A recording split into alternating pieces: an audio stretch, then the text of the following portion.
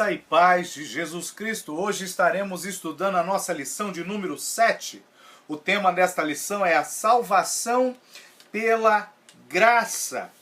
O texto áureo está em Romanos 5, versículo 18, que diz assim: Pois assim como por uma só ofensa veio o juízo sobre todos os homens, para condenação, assim também por um só ato de justiça veio a graça sobre todos os homens para a justificação de vida. A verdade prática, a nossa salvação é fruto único e exclusivo da graça de Deus. Essa lição ela tem 3 objetivos específicos, que é explicar o propósito da lei e da graça, falar a respeito do favor imerecido de Deus e também dar uma pitadinha sobre o escândalo da graça. Olha que palavra forte, ok? Eu gostaria, já de início, de fazer a leitura da nossa declaração de fé neste ponto que fala sobre a lei e a graça, né? No capítulo 17, que trata sobre a lei, no item 4, tem um item que se chama a lei e a graça, e eu vou ler para vocês, que diz assim: Entendemos que a lei diz: faça e viva. A graça, no entanto, diz: viva e faça. Não estamos debaixo da lei, mas debaixo da graça. Isso significa que não somos controlados pela lei, mas sim pela graça. Olha o que diz Gálatas 5,18. Mas se sois guiados pelo Espírito, não estais debaixo da lei. Nossa obediência não é mais ao estilo da lei escrita. Agora, estamos livres para servir a Deus na direção do Espírito Santo. Estamos livres da lei, pois morremos para aquilo em que estávamos retidos, para que sirvamos em novidade de espírito e não na velhice da letra. Isso está lá em Romanos 7,6. Apesar de estarmos libertos da lei, essa liberdade significa que estamos livres para servir e não para pecar, pois agora somos servos de Cristo e não da lei. Assim sendo, servimos a Jesus e somos guiados pelo Espírito na obediência. O item 5, que é o último item deste capítulo, fala da transitoriedade da lei, que eu também vou ler para vocês. Por quê? Existem algumas pessoas que não entendem que Jesus cumpriu toda a lei, porque Jesus fazia obras no sábado. Então diz que Jesus não guardou o sábado, ok? Só que isso é uma má compreensão do próprio sentido original que a lei tinha. Então Jesus ele vem para resgatar o sentido original. Os fariseus, os saduceus, os religiosos, né? Ao longo da história, depois que a lei foi dada a Moisés, eles vieram distorcendo muito a sua aplicação original e Jesus veio para restaurar. Por isso que ele não fala que veio para berrogar, para destruir, ele veio para cumprir. Ok? Aí nesse item 5 diz assim: o Senhor Jesus cumpriu toda a lei. Então na nossa declaração de fé, faz parte da nossa fé, crer que Jesus Cristo cumpriu toda a lei. Os preceitos morais, cerimoniais e civis. Aí Mateus 5, 17, 18 diz assim: Não cuideis que vim destruir a lei ou os profetas. Não vim abirrogar, mas cumprir. Porque em verdade vos digo que até que o céu e a terra passe, nem um jota ou um tio se omitirá da lei, sem que tudo seja cumprido. A lei durará enquanto durar o universo, mas Jesus a cumpriu para efetuar uma mudança. Preste atenção. Aí Hebreus 7,12 fala assim: porque mudando-se o sacerdócio, necessariamente se faz também a mudança da lei. Agora não é mais o sacerdócio levítico, agora é o sacerdócio de Melquisedeque que passa a vigorar. Então, nós vamos entrar um pouquinho mais nisso na frente. Continuando, a função da lei era transitória. Ela foi dada por causa do pecado até a vinda do Messias e serviu para nos conduzir a Cristo. Aí Gálatas 3,25 diz assim: mas depois que a fé veio, já não estamos mais debaixo do aio. Nesse sentido, todo o sistema mosaico foi abolido. No entanto, a verdade moral contida na lei foi resgatada sobre a graça e adaptada à ela, glórias a Deus por isso. Ok? Então, vamos tentar entender um pouco como que funciona essa questão. Porque, ó, vamos tentar ver de forma gráfica aqui para facilitar, né? Então, por exemplo, eu tenho aqui, deixa eu ver a melhor forma de colocar para caber o que nós vamos fazer aqui, ó. Vou colocar aqui, Abraão. Vou escrever Abrão, que era Abrão na época. Abrão, ok? Aí eu vou fazer aqui uma linha do tempo, ó. Uma linha do tempo. Vou vir até aqui. Uma linha do tempo. E vou fazer aqui um corte, vou escrever aqui 430 anos. Aí nesse corte eu vou escrever aqui Moisés. Ok? O que nós precisamos entender? Que em em Gênesis capítulo 12, Deus chama Abraão e faz uma promessa. Em ti serão benditas todas as famílias da terra. Ok? Aquele que te abençoar será abençoado, aquele que te amaldiçoar será amaldiçoado. Então, isso se chama também do proto-evangelho. É a primeira vez que o evangelho é anunciado, que ele é pregado, tá? Para ficar bem claro isso, vamos começar aqui Gálatas 3:17. Vamos lá. Gálatas 3:17 fala assim, ó.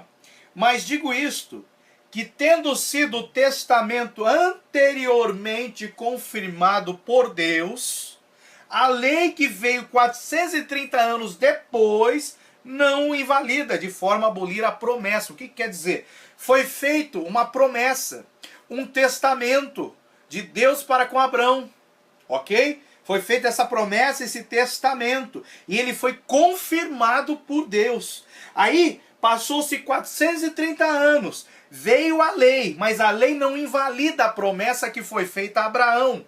Né? A lei veio para tentar ajudar o homem, né? A se firmar na promessa e ter um relacionamento maior, porém o homem distorceu esse sentido. Então Deus fez uma promessa para Abraão. Olha que interessante, Abraão era gentil. Quando Deus fez a promessa, Abraão ainda não era circuncidado.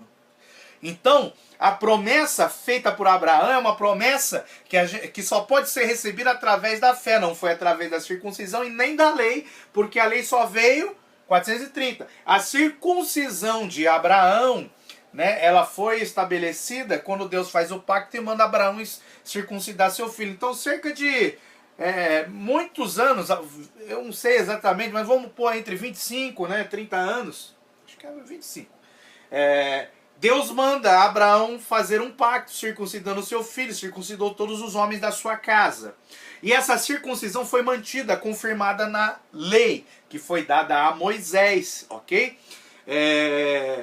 Tanto que a lei cerimonial, que fala dos sacrifícios, elas têm base em Gênesis 15, onde Abraão sacrifica vários tipos de animais de acordo com o que Deus manda ele fazer. Aí nós vemos que em Levítico 1 e 2 vem pegando a base de Gênesis 15 para dar continuidade. Então começou a promessa, né? O evangelho, a promessa, a boa nova, através de Abraão, em Gênesis 12. Aí passou-se 430 anos, Deus deu a lei a Moisés para entregar para o povo. E a lei não invalida a promessa que foi feita a Abraão, onde se Abraão não era ainda parte de Israel, ele era antes. Abraão era gentil, foi chamado no meio da idolatria, e essa promessa foi feita na figura de Abraão, representando que todas as nações teriam direito a essa promessa. Okay? Paulo fala muito isso em Romanos capítulo 4. Depois você pode olhar lá. Okay? Então ele veio e trouxe. Aí o que acontece? Aí tem uma história interessante que eu gostaria que você tentasse entender comigo agora. Ó, vou fazer um desenho aqui. Isso aqui se chama o Monte Sinai, ok? O Monte Sinai. Esse é um episódio que acontece lá em Êxodo 19 e Êxodo 32. Para nós tentarmos entender o que a lei veio se estabelecer. Porque ó, com Abraão a promessa era alcançada pela fé, ou seja, a graça de Deus já estava manifestada aqui. Porém, foi necessário que Deus desse a lei para ajudar o homem, né, a cumprir esse propósito. Tá? Então vamos lá para Êxodo 19. Ó, em Êxodo 19 a gente tem um episódio interessante. Ali Deus vai falar, no Êxodo 19, Deus vai falar com Moisés no Monte Sinai, ok? E qual era a intenção dessa história? A intenção de Deus era transformar o povo de Israel numa nação sacerdotal, ok? O resumo é o seguinte: Deus queria fazer a nação de Israel como sacerdócio real para poder ministrar a todas as outras nações, ok? Porque lá em Gênesis 6 nós vemos que Deus falou: o meu espírito não contenderá mais com o homem, ele será tirado. Então o Espírito do Senhor foi tirado, e a iniquidade, tudo veio daquela forma grandiosa. Deus mandou o dilúvio, deu uma nova chance, aí veio Babel, e assim vai salvar o pecado e a iniquidade aumentando. Então Deus decide, através de uma promessa que foi feita a Abraão, de abençoar todas as famílias da terra, todas as nações, tribos, povos, etnias. Através dessa promessa abençoar, mas como que ele iria fazer? Então ele vem e escolhe um povo, uma nação, né? O Israel, um dos filhos de Isaac, para ser uma nação sacerdotal que iria ministrar para todo mundo. Aí nós vemos isso em Êxodo 19. Vamos ler os 5 e o 6, ó, que fala assim: agora, pois, se diligentemente ouvirdes a minha voz e guardardes o meu conserto, então sereis a minha propriedade peculiar dentre todos os povos, porque toda a terra é minha. Versículo 6. E vós me sereis reino sacerdotal. Preste atenção, reino sacerdotal e povo santo. Essas são as palavras que falarás ao filho de Israel. Então Deus chama um povo, uma nação, para se transformar numa nação sacerdotal, para ministrar para todos os povos que estavam vivendo em meia idolatria, em meia iniquidade, presos no lamaçal do pecado. Ele chamou uma nação inteira, ok? Isso é tão evidente que nós vemos até algumas características dos chamados dos ministros, dos sacerdotes. Por exemplo, lá em 15, por exemplo, lá no 19:15 diz: disse ao povo, estáis prontos ao terceiro dia e não chegueis à mulher. Então Deus já estava pedindo um jejum, consagração do povo. Eles tinham que se santificar, se consagrar por 3 dias. Porque qual era a intenção? Era que todo o povo subisse ao cume do monte para receber a lei de Deus e ministrar às nações, ok? Só que aí nós vemos aqui no versículo 21 que diz assim, ó: e disse o Senhor a Moisés: desce, protesta ao povo que não traspasse o termo para ver o Senhor, a fim de muitos deles não perecerem. Por quê? Porque o Senhor começou a se manifestar com trovões, relâmpagos, fogo, aquela coisa, né, maravilhosa, que gera medo em algumas pessoas. Muitas pessoas têm medo de aprofundar o relacionamento com Deus, porque quando se aprofunda o relacionamento com Deus, Deus é espírito, ele está na esfera espiritual, sobrenatural. O sobrenatural se manifesta e às vezes a mente carnal não entende. Então as pessoas têm medo. O que eles falaram para Moisés? Não, Moisés, tudo que Deus te disser, você diz para nós e nós vamos aceitar. Então ali o povo está recusando, e Deus vê essa recusa no coração do povo, esse medo, e no 21 fala: Moisés, vai lá, fala para eles não ultrapassarem, porque com o coração dessa forma eles vão morrer quando chegarem aqui no meu monte, que se transformou num monte santo, tá? Então o propósito original era que todos fossem sacerdotes diante de Deus. Aí em Êxodo, ó, preste atenção, em Êxodo 32, enquanto Moisés está lá recebendo as normas, as instruções, né, do Êxodo 20 até o 32, até o 32 Moisés está lá no cume do monte, os 40 dias, recebendo todas as orientações do Senhor, tá? Aí Deus avisa a ele: desce que o povo fez um bezerro, desce que o povo está na idolatria.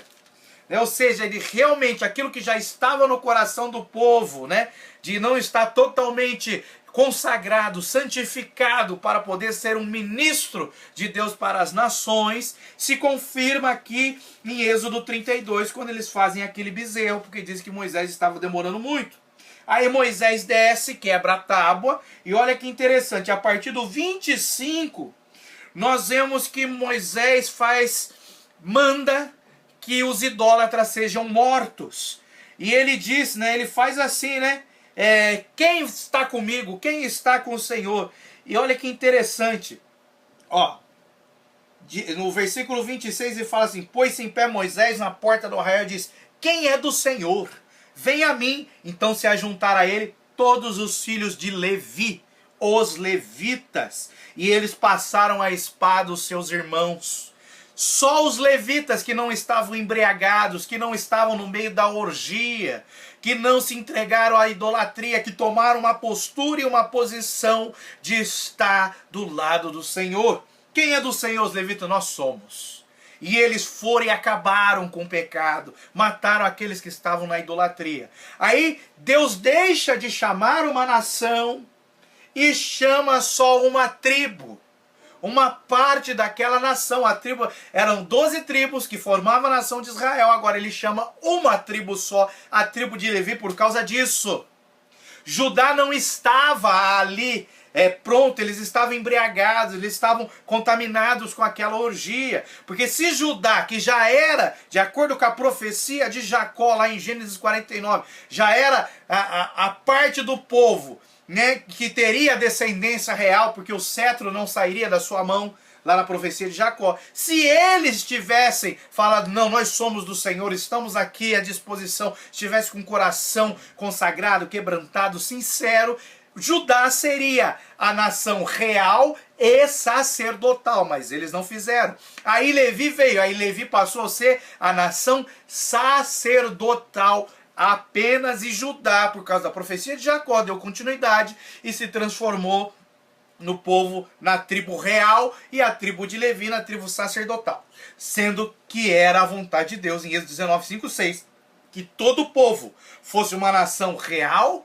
e sacerdotal para ministrar às nações. Então nós vemos que esse propósito foi quebrado, ok? Foi quebrado. O povo não quis subir. O povo não quis e se entregou à idolatria aqui no pé do monte.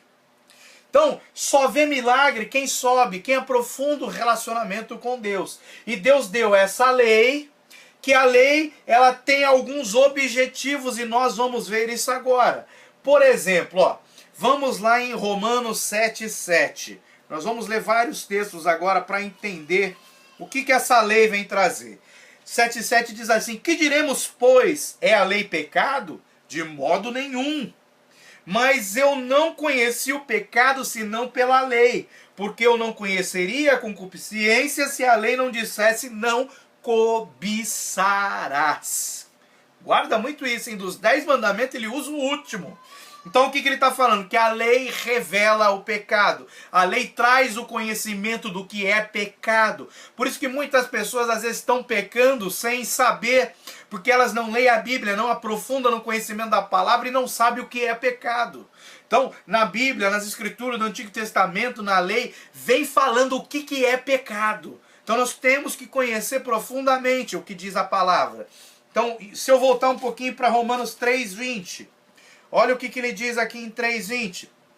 Por isso, nenhuma carne será justificada diante dele pelas obras da lei. Porque pela lei vem o conhecimento do pecado. Então a lei vem mostrar o que é o pecado, ok? Então vamos agora para Gálatas 3,24 também. Né? Gálatas 3,24 diz assim, ó, preste atenção. De maneira que a lei nos serviu de aio, nos serviu de aio para nos conduzir a Cristo, para que pela fé fôssemos justificados. Então a lei serve para nos conduzir a Cristo, ok? Se eu observar os seus preceitos, a sua profecia, a sua simbologia, ela vai apontar para Cristo. E ele fala que nos serviu de aio. O que é aio? Numa outra tradução quer dizer que ela é pedagoga, ou seja, é um professor. Aio era uma pessoa que era colocada, era confiada às crianças para estar junto com essa pessoa, com esse aio, com esse pedagogo, com esse professor, para que ele lhe ensinasse a lei. Então, A lei é esse professor que vai nos ensinar sobre Cristo, sobre o Messias, sobre Jesus, ok? Então ela serve para nos conduzir a Cristo. Aí vamos pular lá para Tiago 2. Tiago 2,10. Ok? Tiago 2,10 diz assim: porque qualquer que guardar toda a lei e tropeçar em um só ponto tornou-se culpado de todos. Então você pode guardar os 613 preceitos da lei com os 10 mandamentos da lei moral e os outros 603 da lei cerimonial. Você pecou em um, dançou, já está condenado de todos. Por isso que não houve nenhum homem na face da terra, exceto Jesus Cristo, que cumpriu toda a lei. Alguém sempre pecou em algum ponto. E olha que interessante, né? Ele fala, nós lemos no versículo anterior, né, sobre o cobiçarás, não cobiçarás. E a cobiça não é algo tão visível quanto adulterar, quanto matar, quanto roubar, quanto blasfemar, né, contra não guardar o sábado, contra não honrar pai e mãe. Mas o cobiçarás é algo interno, é algo de dentro, e isso é muito, muito pesado. E quando a gente fala desse algo interno, eu vou lá para o Sermão do Monte, Mateus 5, 6, 7, onde Jesus fala, aquele que só de pensar, né, na mulher do próximo já cometeu adultério. Só de cobiçar, olha, Jesus não está mudando a lei. Jesus está indo na essência. Só de cobiçar a mulher do próximo já pecou. 10º mandamento, não cobiçarás.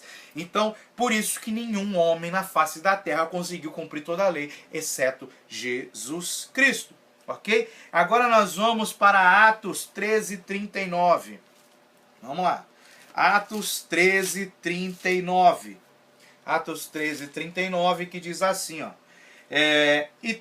E de tudo que pela lei de Moisés não pudeste ser justificados, por ele é justificado todo aquele que crê. Ou seja, a lei que foi dada a Moisés não pode justificar o homem, porque nenhum homem é capaz de cumpri-la totalmente.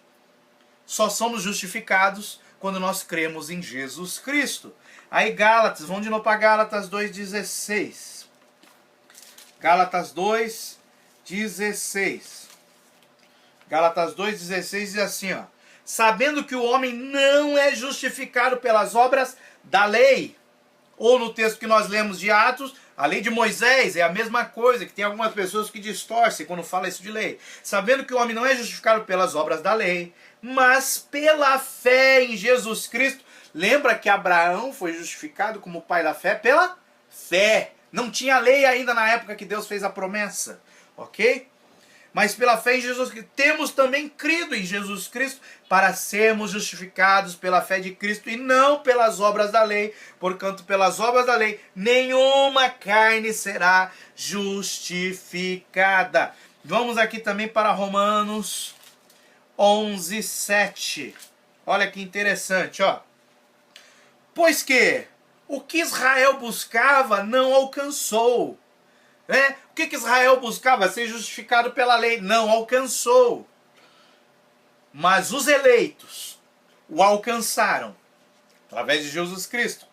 E os outros, que é Israel, foram endurecidos. Aí vamos voltar lá para Gálatas um pouquinho. Gálatas 3,10. Gálatas 3,10. Olha o que diz aqui.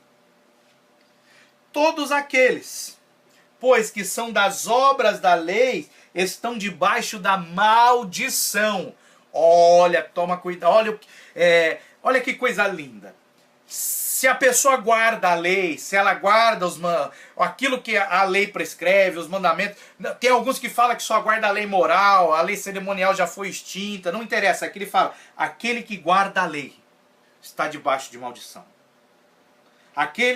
Todos aqueles, pois que são das obras da lei, estão debaixo da maldição, que está escrito, maldito todo aquele que não permanecer em todas as coisas que estão escritas no livro da lei para fazê-las.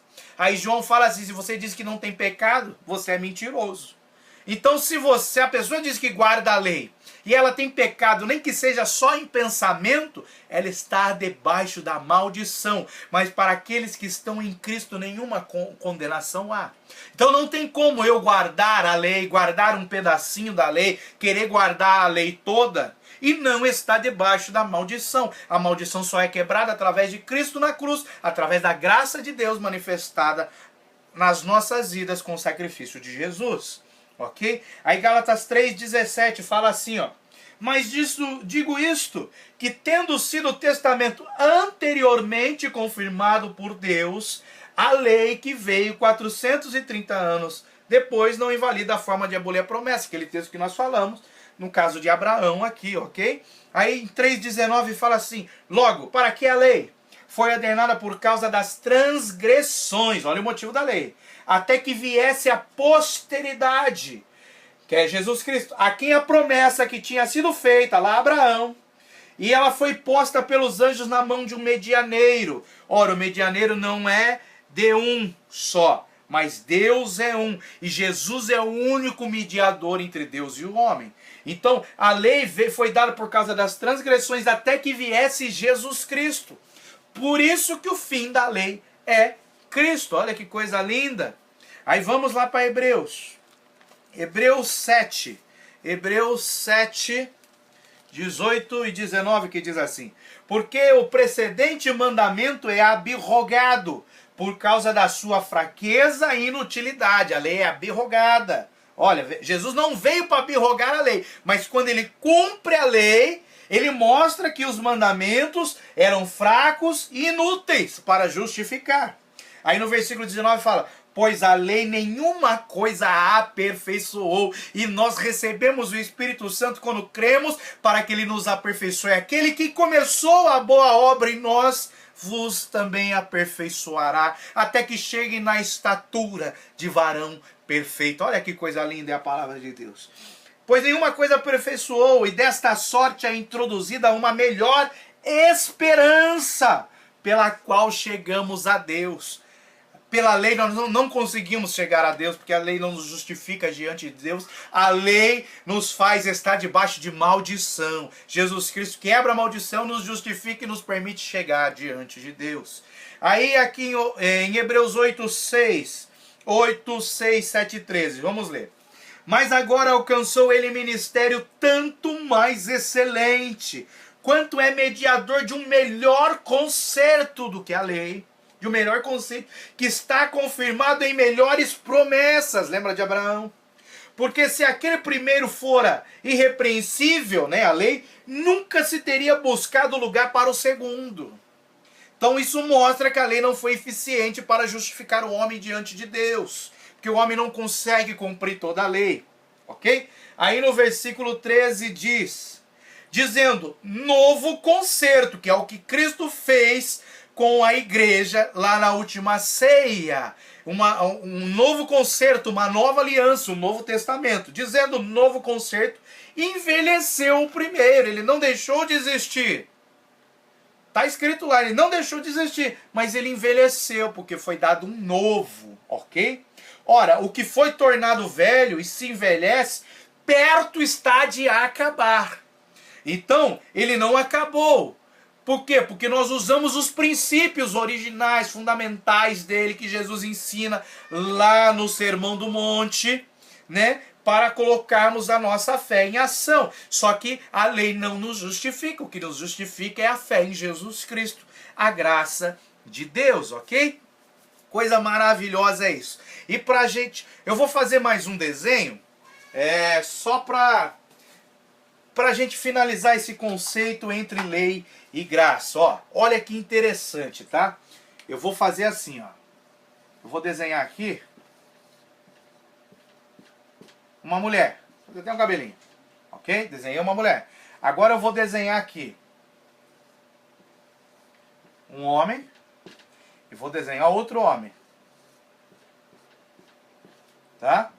Olha que interessante é essa visão.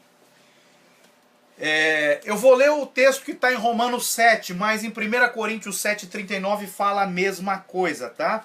Então vamos lá para Romanos 7, a para nós entendermos isso. Ó. Preste atenção. Não sabeis vós, a partir do versículo 1, não sabeis vós, irmãos, pois que falo aos que sabem a lei, que a lei tem domínio sobre o homem por todo o tempo que vive? Então quem está debaixo da lei, a lei domina, né? E traz a maldição sobre o homem, né? O conhecimento do pecado e tal. Aí no versículo 2 diz assim, porque a mulher, ó, lembra o desenho? A mulher que está sujeita ao marido. Então, ó, tá vendo aqui, ó? Então, mulher, aqui é o marido, então ela está casada. Então, aqui está a mulher e aqui está o marido. Ela está casada com ele, ok? Então, porque a mulher que está sujeita ao marido, enquanto ele viver, está lhe ligada pela lei. Então, ó, aqui existe o fator lei. Ela está ligada ao marido pela lei, ok? Mas, morto o marido, está livre da lei do marido, ok? Então, se o marido aqui morrer, a mulher fica livre de cumprir esse mandamento da lei, ok? Vamos continuar. Versículo 3. De sorte que, vivendo o marido, será chamada adúltera, se for de outro marido. Mas morto o marido, livre está da lei, e assim não será adúltera, se for de outro marido. Aí Paulo continua, assim, meus irmãos, também vós, olha que comparação maravilhosa, assim vós estáis morto para a lei, pelo corpo de Cristo, para que sejais doutro daquele que ressuscitou dentre os mortos, a fim que demos frutos. Então, nessa ilustração que o próprio Paulo usa, Paulo está usando ilustração, didática de professor. Olha que coisa linda. Então, ó, preste atenção nisso.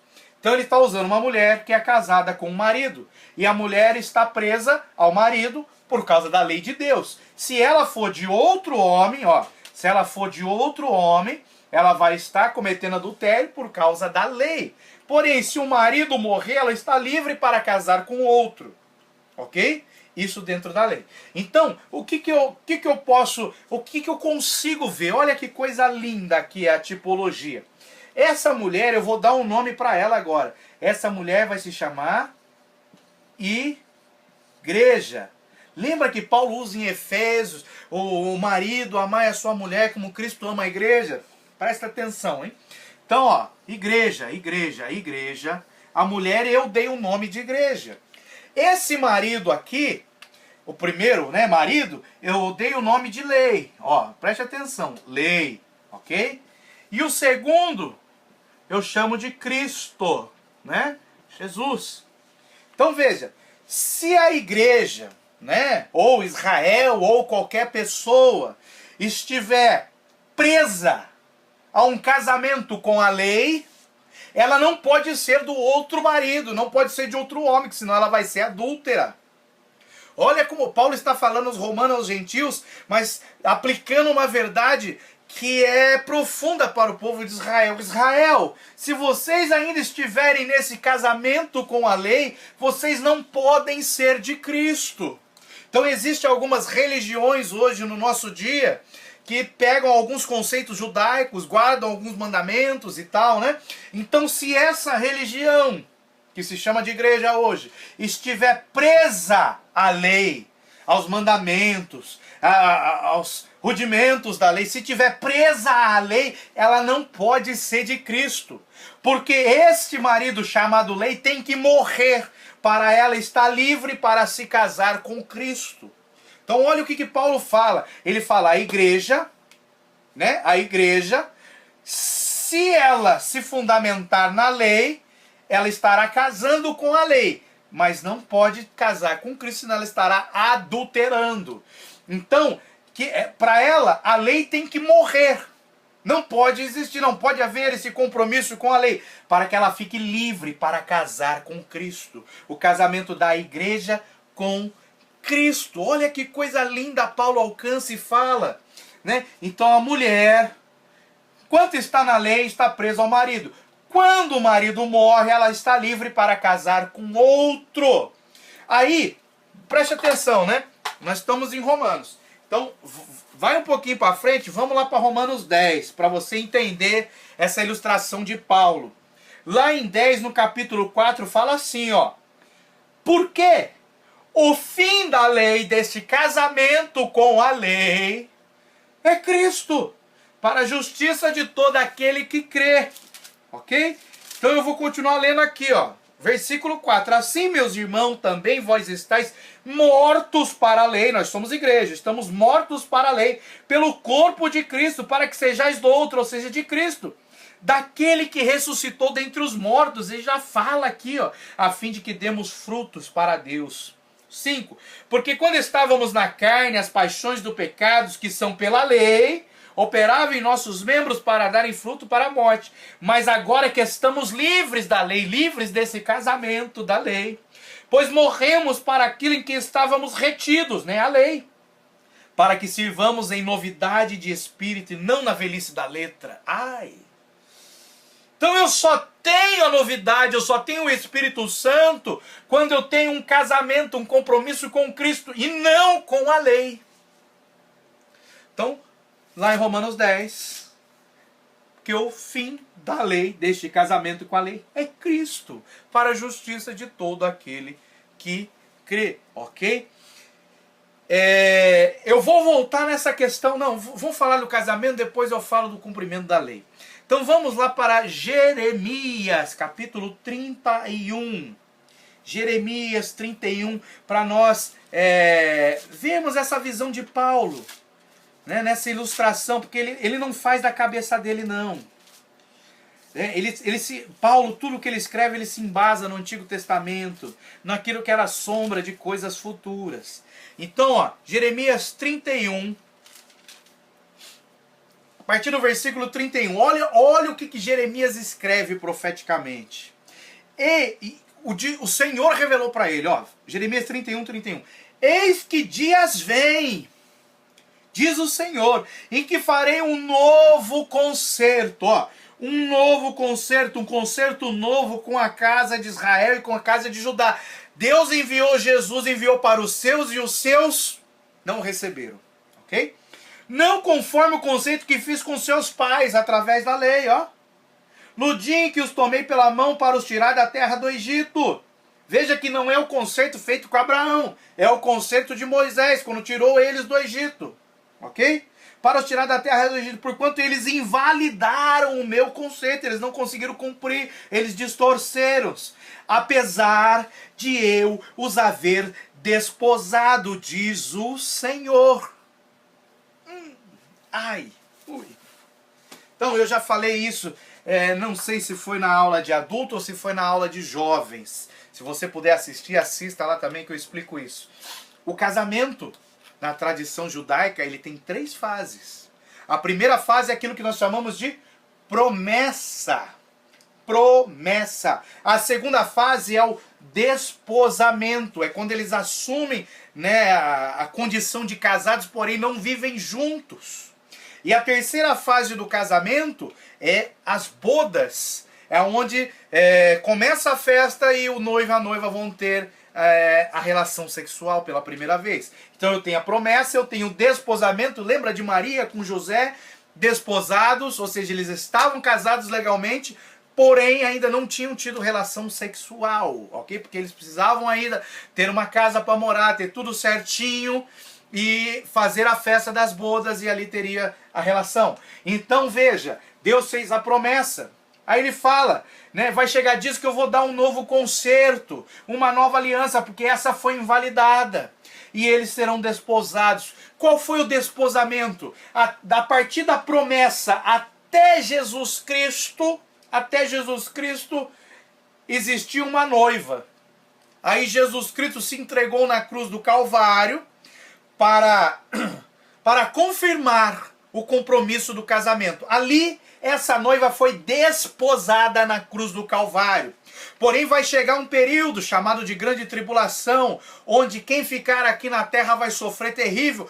Porém, a igreja, que já está casada, não é mais noiva, agora é esposa, Leia Apocalipse 21, lá no finalzinho 22, quando diz o Espírito e a esposa vêm. Não é o Espírito e a noiva, é o Espírito e a esposa. Por quê? Ela foi desposada na cruz. Agora a esposa está aguardando esse período da grande tribulação, que também será chamado do período das bodas do Cordeiro, onde nós vamos entrar com ele lá na Jerusalém Celestial, na casa do Pai. Então preste atenção. Paulo usa tudo isso aqui para explicar, ele se baseou lá em Jeremias. Então quando a mulher tem um compromisso com a lei, ela não pode ser de outro, não pode ser de Cristo. Porém, quando o marido lei morre para essa mulher, agora sim ela pode se casar com Cristo. A situação de Israel é essa. Israel parou no tempo e está preso à lei. Estando preso à lei, não pode se casar com Cristo. Aí o que o diabo faz? Destrói, fala, não, você pode sim casar com a lei e casar com Cristo. Você pode aqui guardar um pedacinho da lei, né? E casar com Cristo. Tem coisas que já não valem mais da lei, vale só uns pedaços, né? Mas você pode casar com a lei e casar com Cristo. Mas daí Paulo em Romanos 7 fala que não pode, você não pode casar com a lei com Cristo, que você vai estar em adultério. Aí em 1 Coríntios ele fala também, 7,39, é a mesma coisa. Se a mulher estiver presa ao marido, pela lei ela não pode se casar com outro, o marido tem que morrer para ela se casar com outro. Então eu não posso estar preso à lei para eu poder ter um relacionamento com Cristo. Ok? É isso que nós temos que entender. Aí, vamos voltar lá para Romanos 7. Vamos voltar para Romanos 7, que esse entendimento é maravilhoso, se você conseguir alcançar e transmitir para os outros. Ó, vamos lá. Preste atenção. Tem uma parte aqui, ó. Acho que é o 5. Ou é o 4? Isso, ó. Presta atenção no 4. Romanos 7, 4. Assim, meus irmãos, também vós estáis mortos para a lei, pelo corpo de Cristo, para que sejais de outro, de Cristo, daquele que ressuscitou entre os mortos, a fim de que demos frutos para Deus. Tudo isso só pode acontecer, eu só posso ser, né, de Jesus Cristo. A lei só morre para mim quando eu creio em Jesus. Mas para justificar, para embasar essa crença e esse relacionamento ser quebrado, para eu poder ser de Cristo, tudo está fundamentado em uma coisa, chamada ressurreição. Agora volte lá para Romanos 10, nós lemos o 4, porque o fim da lei é Cristo. Vamos ler o 5 agora para entender, né? O que quebrou esse casamento com a lei para poder fazer o casamento com Cristo. Olha, Hebreus 10, 5. Romanos 10, 5. Ora, Moisés descreve a justiça que é pela lei, dizendo: o homem que fizer estas coisas viverá por elas. Deixa a sua Bíblia aí, marca ela, não tira daí. Nós vamos agora ver esse texto. Tem algumas Bíblias que tem a referência que aparece nesse texto, apontando para Levítico 18, 5. Eu estou usando agora a Bíblia de palavras-chave, uma Bíblia de estudo, onde traz o significado, né, de algumas palavras no grego e no hebraico. Então, vamos lá para Levítico 18, 5, que ele diz assim: portanto, os meus estatutos e os meus juízos guardareis, os quais, fazendo os homens, viverá por eles, eu sou o Senhor. Então ele fala assim, que quem guardar os mandamentos, os preceitos de Deus, viverá. Viverá por ter guardado a todos os mandamentos, né? Porque se pecar em um só, dançou. Ele tem que guardar todos e viverá. Mas quando Deus dá essa ordem a Moisés para passar para o povo, né? Lembra lá do Monte Sinai? O que acontece? O povo está vivo, está vivendo na carne. Tão vivo fisicamente como eu e você estamos. Só que ele fala que quem guardar viverá. Então a gente já desconfia, mas o cara já está vivo. Se ele guardar o mandamento, ele viverá. Quer dizer que talvez esteja falando espiritual, questão da alma. Será que ele vai viver eternamente? E nessa Bíblia aqui ele faz a referência a esse viverá. E nós vamos ler o que significa esse viverá no Antigo Testamento. Tá? Essa palavra viverá, né? Ela também ela é igual, tem o mesmo sentido, o mesmo significado de uma outra palavra, nós vamos ler as duas, ok? Então ele usa essa palavra do hebraico, hayai, eu não sei dizer, tá? Vamos escrever aqui para ficar fácil o entendimento. Essa palavra aqui no hebraico, viverá, que ele usa, é um H, um A, um Y, um A e um Y, ok? Essa palavra aqui. Que né, dos... Ó, eu vou ler aqui para ficar mais fácil. Ó. É verbo que significa viver. Este verbo é usado muitas vezes para se referir à extensão da vida de uma pessoa. Né? Em Gênesis 3:22, emprega esta palavra para descrever vida eterna pela árvore da vida, que é usada como referência à vida que resulta do ver a Deus. Êxodo 33:20, Deuteronômio 5:24. Ok? Então, essa palavra, viverá, tem um sentido, né, de como se você pudesse comer da árvore da vida, ou seja, você viveria eternamente. E a outra palavra, que é semelhante a ela se escreve assim, ó. H, A, Y, A, H. Né? Elas são muito semelhantes, só que elas têm o mesmo sentido, ó. O primeiro A tem o coisa, tem o tracinho. Aqui o segundo A não tem, esse tem, a última é Y, aqui é H. Tá? Mas elas têm o mesmo sentido. E olha que interessante, ele fala aqui, ó. O sentido dessa palavra também está no reviver, que foi usado lá em Ezequiel 37:5. Ezequiel 37:5. Então lá, vamos lá, ó. Lá em Ezequiel 37:5, lembra o que fala disso aqui? Lembra da história dos vales de ossos secos? 37:5 diz assim: assim diz o Senhor Jeová a estes ossos: eis que farei entrar em vós o espírito e vivereis. Ou seja, já está o osso lá, o corpo já foi, já morreu. Aí o espírito vem para fazer reviver, né? E vivereis. O que é isso? É ressuscitar. Então, lá em Levítico 18:5 fala: aquele que cumprir a lei de Deus ressuscitará. Seria outra palavra melhor para se enquadrar nisso, né? É a mesma que foi empregada aqui em Ezequiel 37, quando ele manda dar ordem aos ossos e eles ressuscitam, eles revivem. Aí lá em Romanos 10, né? Romanos 10:5, que é a referência de Levítico 18:5 que Paulo está usando aqui, ele fala, né? O homem que fizer estas coisas, né? Ó, porque Moisés descreve a justiça que é pela lei, dizendo: o homem que fizer essas coisas viverá por elas. Ou seja, quem cumprir toda a lei ressuscitará, viverá por elas. Ah, mas você está usando uma palavra que é do Antigo Testamento, está em hebraico, oh, coisa ruim, né? Então tá. Então nós vamos usar agora uma palavra que está no Novo Testamento. Novo Testamento, né? Essa palavra aqui de Romanos 10:5, viverá, ela tem o seguinte significado, ó, preste atenção. Essa palavra no grego, ela se escreve, né, a transliteração é a letra D, Z, A e o O, desal, ok? Tem isso. Aí eu vou ler o que fala aqui, ó, para você, né? A gente chegou que no hebraico essa palavra viverá é ressuscitará ou viverá eternamente. Aí na palavra aqui no grego, ele fala assim, que está lá em Romanos 10:5. Esse desal é um verbo primário. Viver, literal ou figurado. Fala de vida, duração de vida e de vivo. Aí ele fala aqui, viver, ter vida com relação à vida física e existência, em oposição à morte ou inexistência. E sugerindo sempre alguma duração, de modo geral, com relação à vida humana, com relação às pessoas ressuscitadas dos mortos. Aí essa palavra é empregada em relação aos ressuscitados dos mortos em Mateus 9:18, Marcos 16:11, João 5:25, Atos 1:3, Atos 9:41 e Apocalipse 24. Ou seja, essa palavra, aquele que cumprir a lei, aquele que... Moisés escreve a justiça que é pela lei, dizendo: o homem que fizer estas coisas viverá por elas.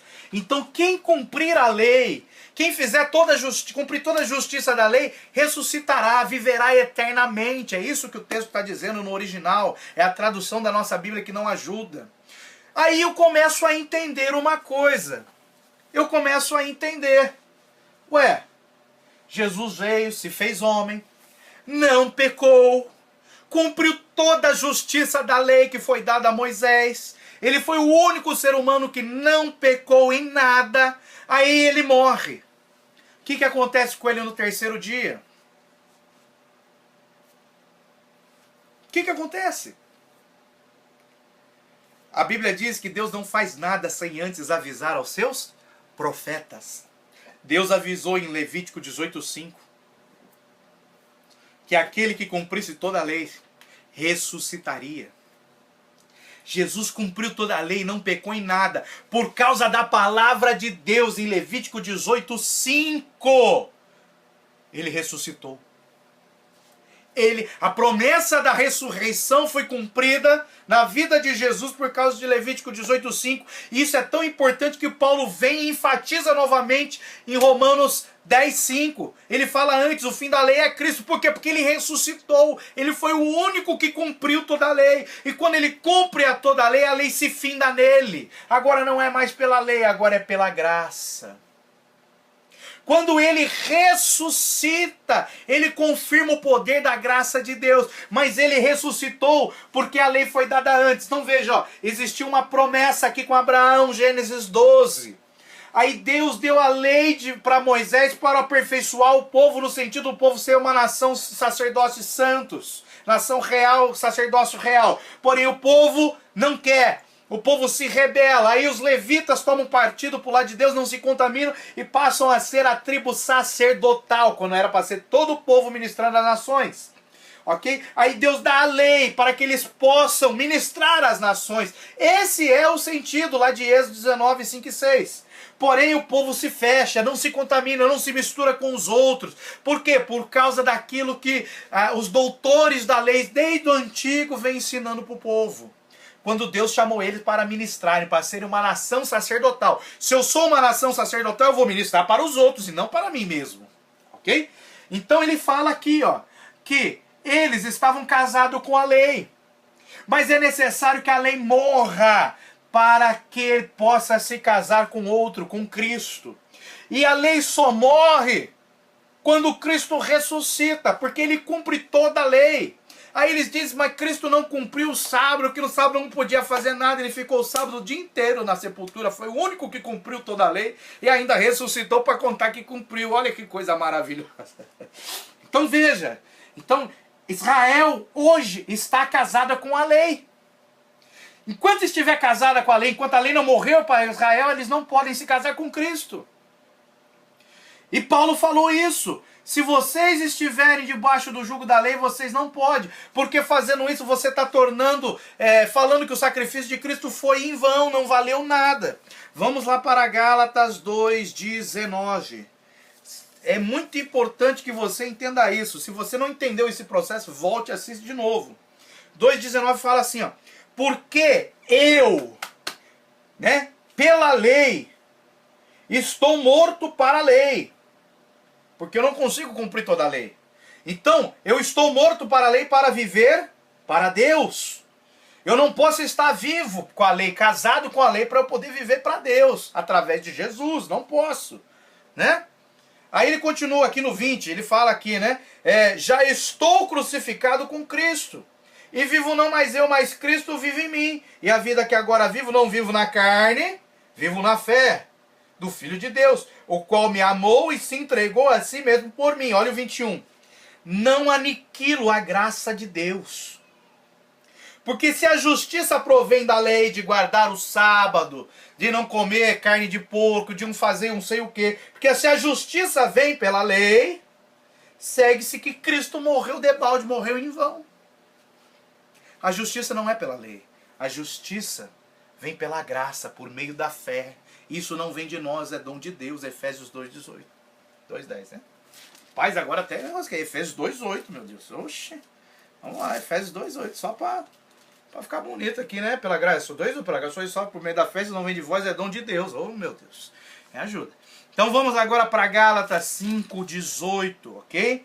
Então eu não posso. Se eu continuar aqui, em qualquer preceito disso, falando que é isso que me justifica diante de Deus, que o selo da minha salvação, que vai garantir eu entrar no céu, é o sábado, que é o mandamento, eu já anulei o sacrifício de Cristo, porque o próprio Paulo nos ensina que o selo que garante a nossa entrada no céu, chama-se Espírito Santo, que nos é dado através da fé, da justificação pela graça em Jesus Cristo.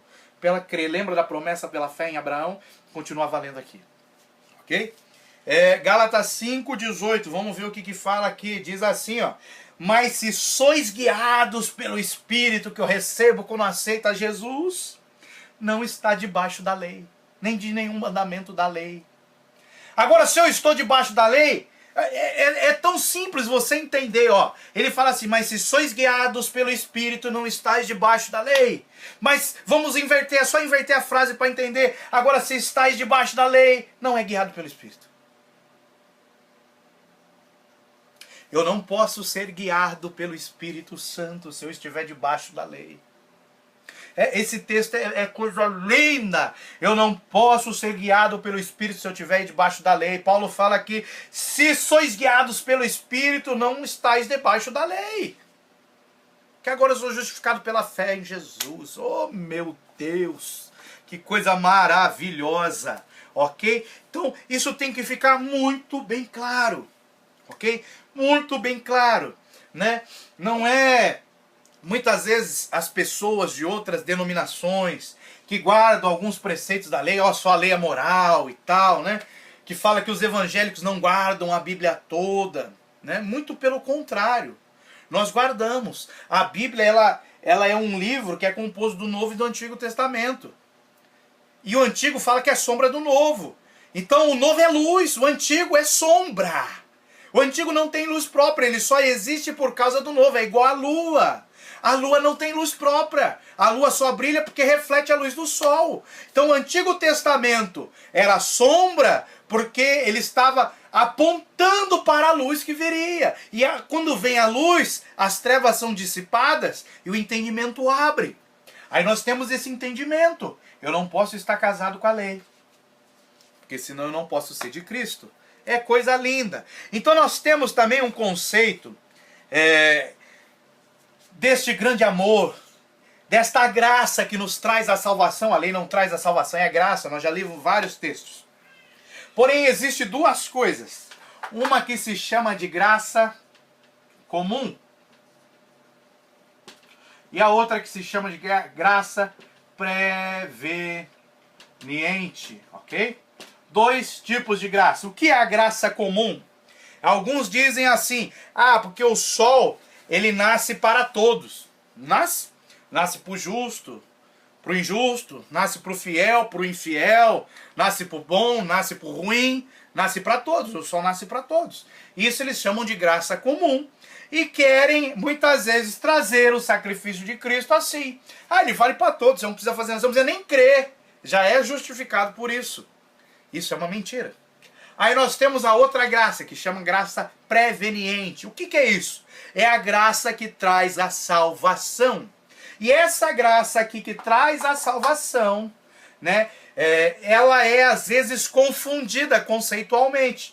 Porque nós temos aqueles que falam que a graça é irresistível. E nós já cremos diferente. Nós lemos na nossa declaração de fé no começo, que a graça é resistível.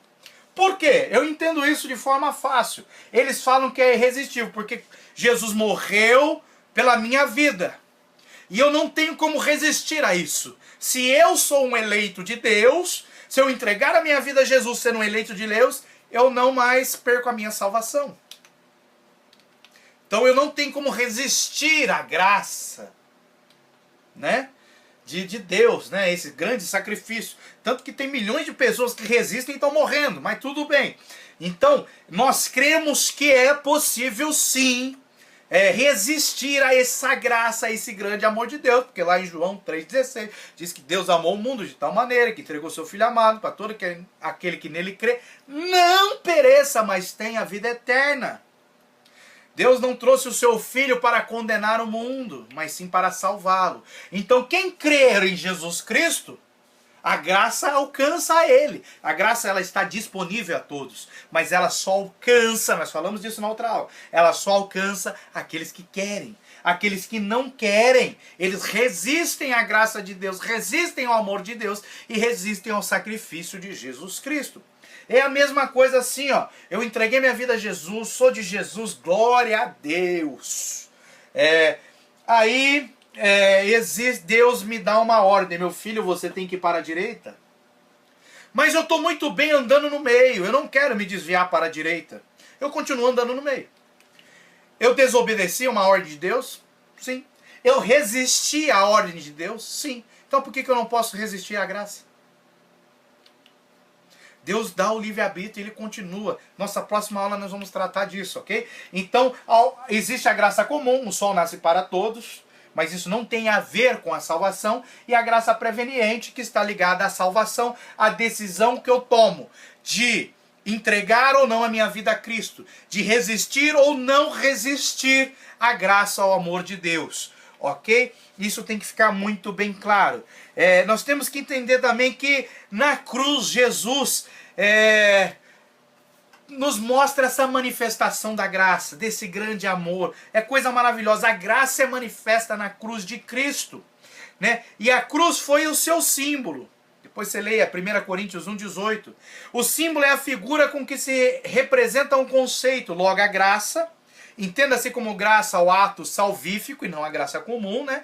Ato expiatório, seria o conceito e a cruz o símbolo, né? A graça da cruz está representada na motivação de Jesus para enfrentar a cruz. Qual foi a motivação de Jesus morrer, de enfrentar a cruz, todo aquele sofrimento? Eu e você, ok? É a motivação.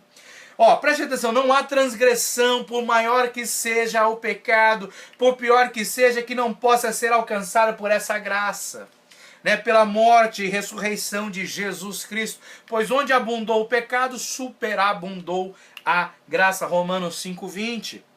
Ok? Só que nós temos que tomar um cuidado, né? Um cuidado muito grande, porque a graça, ela jamais é ou será um salvo-conduto, ou seja, uma autorização para a prática do pecado ou da libertinagem. Lá em Gálatas 5,13, Paulo fala muito disso. Que agora estou livres do pecado, da condenação, da maldição. Então quer dizer que agora eu posso pecar à vontade, porque a graça de Jesus me alcançou. Isso não existe, ok? Isso não existe. Temos que tomar muito cuidado. A graça, ela inicia a salvação, promovendo-a na nossa vida, aperfeiçoando e consumando essa obra salvífica de Cristo dentro de nós, ok? Temos que entender isso, ficar muito claro.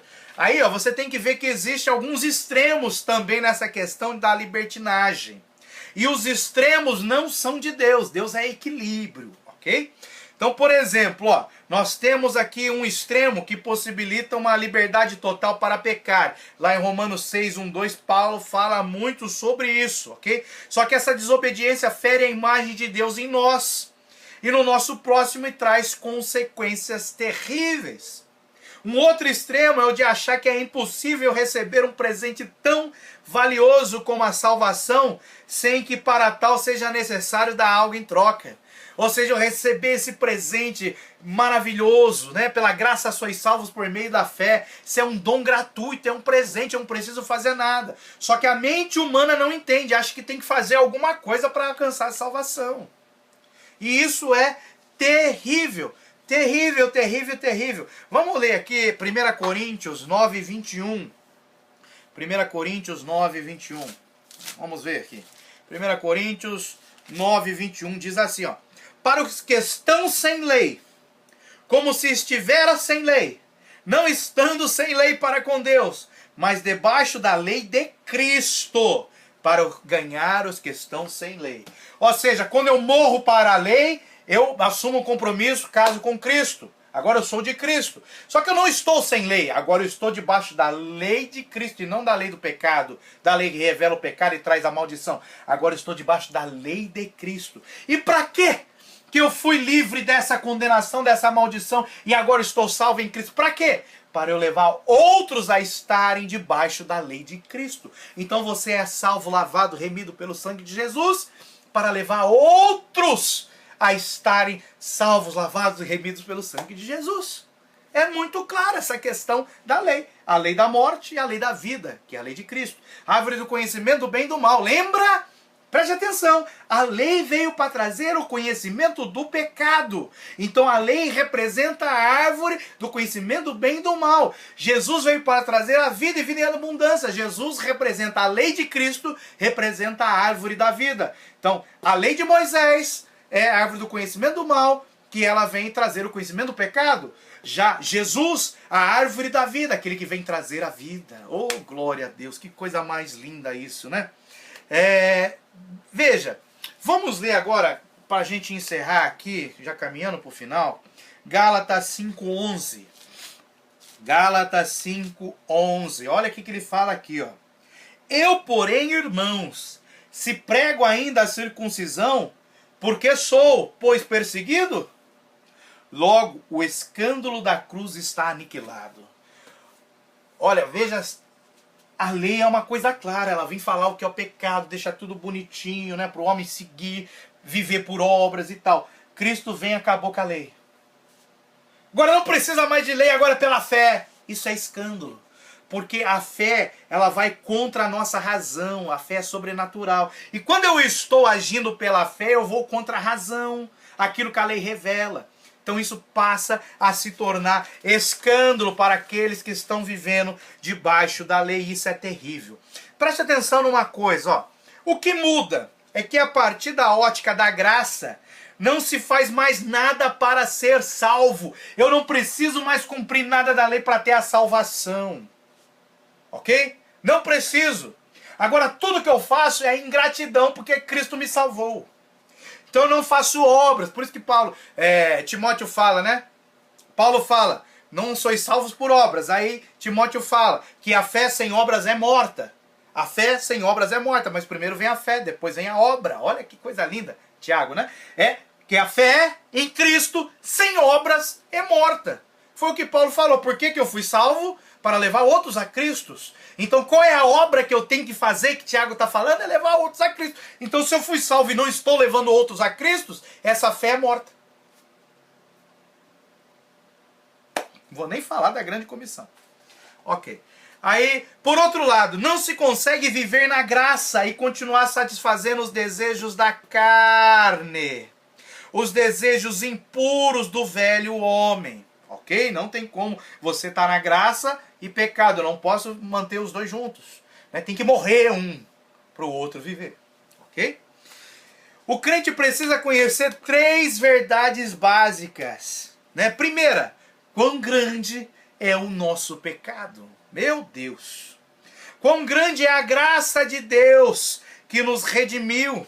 E quão grande deve ser a nossa gratidão a Deus por sua graça. E essa gratidão diante de grandes ou pequenos gestos de graça de Deus demonstra um coração que avançou na caminhada espiritual. Então, grande pecado nós temos. Porém, grande é o amor e a graça de Deus pela minha vida. Então a minha gratidão tem que ser enorme. Por isso que ele fala que eu tenho que crescer na graça. Crescer na graça e no conhecimento. Em outro texto, Paulo fala que nós temos que crescer em ações de graças. Aí dói, hein? Crescer em ações de graça. Eu tenho que crescer na minha glorificação, na minha adoração, na minha gratidão. Eu tenho que crescer nas minhas ofertas. Isso dói. Crescer em ações de graça. Eu tenho que crescer. Porque o sacrifício de Cristo foi grande. E quanto mais eu entendo, né, a profundidade do sacrifício de Cristo, 2 coisas acontecem. Vamos pôr 3. Quanto mais eu me aproximo de Deus, quanto mais eu amo a Cristo, quanto mais eu me aprofundo nesse relacionamento, quanto mais eu dou valor à graça de Deus, mais eu me arrependo. Mais o meu arrependimento é profundo. Mais o meu arrependimento vai levando quebrantamento. Eu me arrependo com mais profundidade. Quanto mais eu conheço a graça de Deus, mais eu me arrependo com profundidade. Quanto mais eu conheço a graça de Deus e dou valor a essa graça, a esse sacrifício, mais eu me santifico. Falando não para o pecado. Ok? E quanto mais eu conheço essa graça, quanto mais importância eu dou, mais ações de graças eu dou a Deus. Mais eu faço sacrifícios de louvor. Mais eu abro a boca para dar glória a Deus, aleluia, eu não fico calado. As minhas ofertas vão crescendo em expressão de gratidão na casa do Senhor. Então você tem que ter esses 3 princípios. Preste atenção. Quanto mais a graça salvadora de Deus se revela à sua vida, porque a revelação da Bíblia é progressiva em todos os aspectos. Você pode ler um texto hoje e não entender, amanhã você tem outro entendimento, depois de amanhã você tem outro, aí chega um pregador, prega o mesmo texto e dá outra coisa diferente. A revelação bíblica é progressiva, ok? Então, quanto mais você tem uma intimidade com o amor de Deus, mais você se arrepende de forma profunda. Mais você se santifica. E mais você expressa a sua gratidão com palavras e atitudes. Então que Deus nos abençoe com esta lição, com estes ensinamentos. Se você não entendeu este conceito da lei, como que se fez, como que ela termina, como que Jesus cumpriu a lei, a profecia que estava sobre quem cumprisse a lei ressuscitaria, e ele não ressuscitou como homem, ele ressuscitou com um corpo glorificado. Esse é o grande benefício da lei, que só Jesus pôde. Agora, a partir dele, nós todos teremos os nossos corpos transformados. Aqueles que morreram em Cristo ressuscitarão, aqueles que estiverem vivos terão seus corpos transformados, porque Jesus cumpriu a lei. Ele não pecou em nada. Então que Deus nos abençoe e até a próxima aula, em nome de Jesus.